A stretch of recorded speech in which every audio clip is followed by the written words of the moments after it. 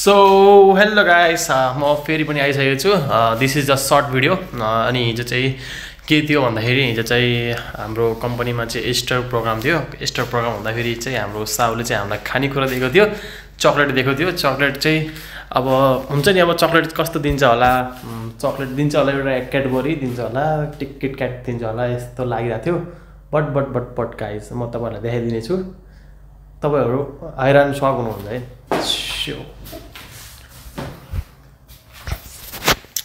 So this is the box होइन। मैले के सोचेको थिएँ भन्दाखेरि यहाँ चाहिँ बक्स टाइपमा चाहिँ 2-3-4वटा 5-6वटा उस होला, डेरी मिल्कहरू यस्तै टाइपको चक्लेटहरू होला सोचेको थिएँ। बट गाइस, म तपाईँहरूलाई केही देखाउन चाहन्छु। व्हाट द फक गाइस, यो चक्लेट म खाएर कसरी सक्ने हो? यत्रो चक्लेट कति छ अझै मोबाइलमा राम्रो देखेको छैन। ओ माई गड। र तपाईँहरूलाई विश्वास हुन्न भने म तपाईँहरूलाई एउटा चक्लेट टोकेर देखाइदिन्छु, खाएर देखाइदिन्छु।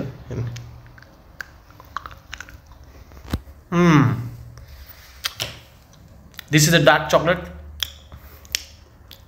Tasty chocolate. थ्याङ्क यू बस। यो छुट्टा राखौँ है, फेरि झुटो होला यत्रो।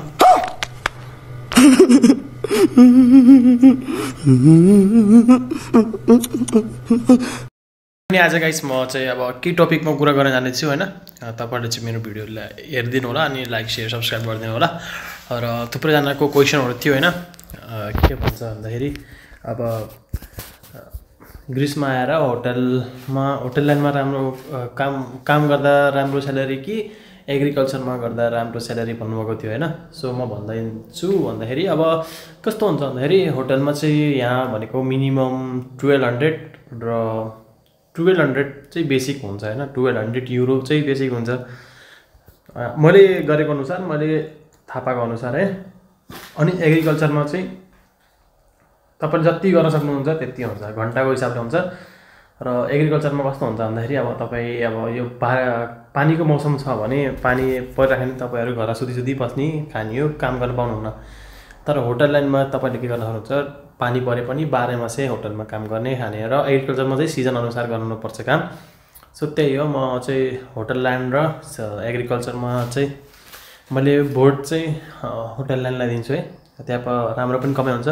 र एग्रिकल्चरमा चाहिँ सो एग्रिकल्चरमा चाहिँ अलि गाह्रो हुन्छ है काम, लास्टै गाह्रो हुन्छ होइन। तपाईँहरू सक्नुहुन्छ अब गाउँघरमा गरिराख्नु भएको मान्छे हो भने त ओके, इट्स ओके, तपाईँले काम पैसा पनि राम्रो कमाउन सक्नुहुन्छ। एग्रिकल्चरमा पनि पैसा चाहिँ धेरै हुन्छ होइन। सो पैसा पनि राम्ररी कमाउन सक्नुहुन्छ, तर खटिन सक्नु पऱ्यो, काम गर्न सक्नु पऱ्यो, त्यस्तो हो। अनि होटल लाइनमा चाहिँ दुःख धेरै हुन्न, हाम्रो जति सहीको चाहिँ गर्नु हो, दुःख एग्रिकल्चर जस्तो दुःख चाहिँ हुन्न है।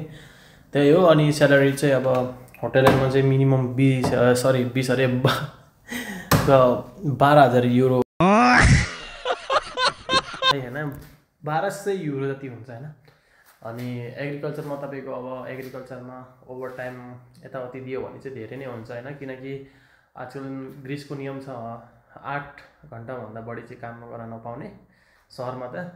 तर अब गाउँघरमा एग्रिकल्चरको काममा त अब जति पनि टाइम लाग्छ, जति पनि गर्न सकिन्छ होइन। जस्तै स्ट्रबेरीको सिजन चल्यो भने त तपाईँहरूले 11-12 घन्टा काम गर्नुपर्ने हुन्छ। दाइहरूले गरिराखेको हुनुहुन्छ हाम्रो दाइहरू।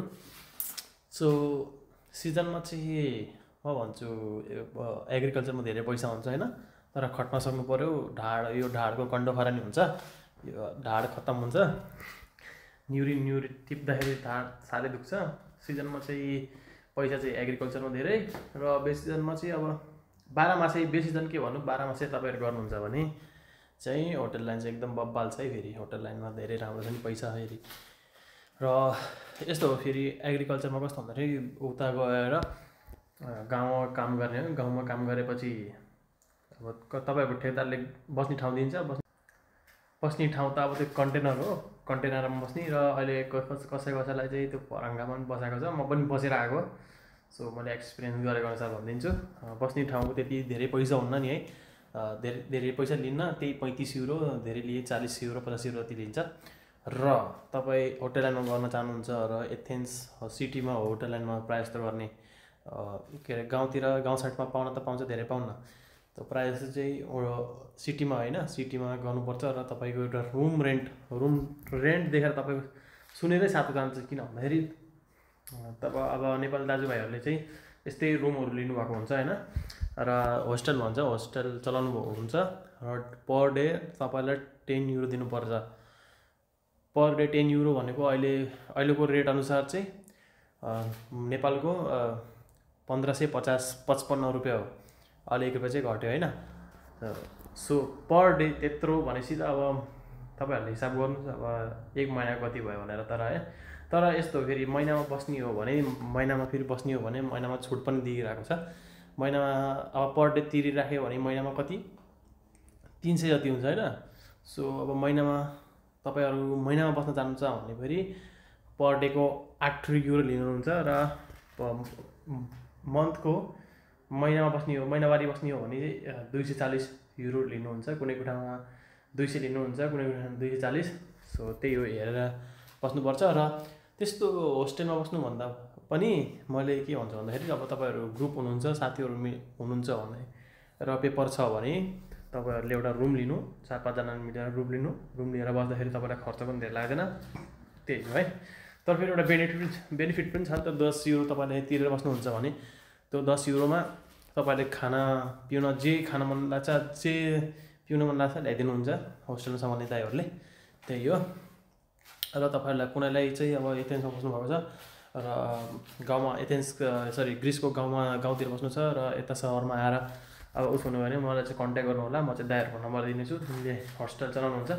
सो म त्यही हो है, तपाईँ आएर बस्न सक्नुहुन्छ है गाइस। अनि त्यही हो। अब के भन्दाखेरि अब अझै एउटा एकदम ब्याड न्युज छ होइन गाइस। अहिले चाहिँ युरोपको सबै कन्ट्री एकदम टाइट भएको छ। तपाईँहरू एकदम सेफ भएर बस्नु होला। अहिले चाहिँ एकदम यो ओमानियातर्फ हुन्छ नि, एथेन्सतिर ओमानिया साइडमा अहिले पुलिसले एकदम छापा हानिरहेको छ। समात्दै डिपोर्ट हान्दै गरेको छ होइन। तपाईँहरू चाहिँ एकदम धेरै ओमानियातिर नघुम्नु, किनकि नेपाल मैले धेरै जस्तो भेट्ने भनेको भिक्टोरिया पार्कमा नेपाल दाइहरूलाई, र ओमानियातिर चाहिँ एकदम भेट्छु होइन। त्यतातिर एकदम सेफ भएर बस्नु। फेरि के थाहा अब भर छैन होइन, तपाईँहरूसँग कार्ड छ भने पनि अब पुलिसको अनुसार कस्तो हुन्छ भन्दाखेरि पनि अब तपाईँहरूसँग मसँग त कार्ड छ, व्हाइट कार्ड छ, ढुक्क केही भन्नुहुन्छ अरे होइन। तर अब पुलिसहरू कोही एकदम हरामी हुन्छ नि, यहाँको पैसा धुतेर तपाईँलाई लिएर तपाईँको कार्ड खोसेर फालिदिने गर्छ अरे। र सो एकदम अवेर भएर बस्नु है, एकदम केयरफुल भएर बस्नु। र काममा जानुहुन्छ भने खुरुखुरु काममा जानु, आउनु, घुम्नु, किनकि हामी काम गर्न आएको, पैसा कमाउन आएको है। घुम्ने टाइम त छ, पछि हेरौँ ल। त्यही एकदम सेफ भएर बस्नु है। सो अनि मेसिडोनियाको अनि अरू कुनै कन्ट्रीको खबर पनि म भनिदिन्छु, यदि नेक्स्ट भिडियोमा भनिदिन्छु ल। र अनि म हरेक भिडियोमा चाहिँ म इन्फर्मेसनको भिडियो चाहिँ बनाउनेवाला छैन, किनकि अब म चाहिँ ब्लग पनि गर्नेछु होइन। म कन्टेन्टहरू खोजिरहेको छु कस्तो कन्टेन्ट बनाउने भनेर। सो हरेक भिडियोमा त्यही इन्फर्मेसन दिइराखेर मलाई पनि राम्रो लाग्दैन, र तपाईँहरू पनि वाक्कै हुनुहुन्छ होला त्यही एउटै इन्फर्मेसन कति दिएको छ भनेर है। सो त्यही हो। Be safe, take care guys, अनि लभ यु। अनि मलाई सपोर्ट गरिदिनु होला है। 1K subscriber, finally 1K subscriber चाहिँ कट्यो मेरो है। म चाहिँ एकदम खुसी छु। So thank you so much. So guys यही हो, धन्यवाद। अब केहीहरू अब तपाईँहरूको मनमा केही प्रश्न छ भने मलाई कमेन्ट गर्नु होला। कमेन्ट गरेर म चाहिँ कमेन्टको रिप्लाई दिनेछु है। अनि नेक्स्ट भिडियोमा तपाईँहरूले कमेन्ट गरेको उसमा चाहिँ म भिडियो बनाइदिनेछु। त्यही हो है। So till then take care guys, by.